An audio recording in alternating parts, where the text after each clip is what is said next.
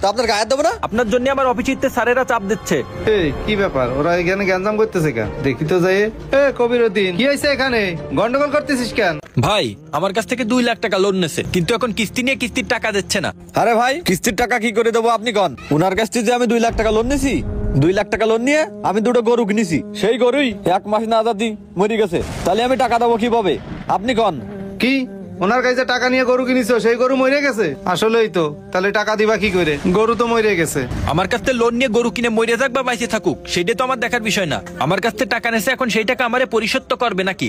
এই ভাই তো ঠিকই কথা বলেছে, তুমি সমিতি এলার কাছে টাকা নিছো, এখন তো তোমার কিস্তি দিয়ে টাকা শোধ করতে হবে, এছাড়া তো উপায় নেই। না শোধ করতে পারলে ওরা তো আইনের আশ্রয় নেবে, তখন তো তুমি বিপদে পড়ে যাবা। আমি যে এতগুলো টাকা দিয়ে গরু কিনেছি, তা আমার তো গরু মরে গেছে, তাহলে আমি কিস্তি দেবো কি করে? ওই মিয়া, লোভ করে 2 লাখ টাকা লোন নিতে গেছো কেন? 20,000 টাকা লোন নিতে, একটা দুইটা ছাগল কিনে আস্তে আস্তে টাকা পরিশোধ করতে পারতে তো।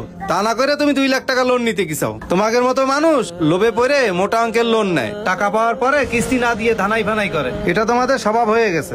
ভাই আমি তো এত টাকা লোন নিয়ে অনেক বড় ভুল কাজ করে ফেলাইছি।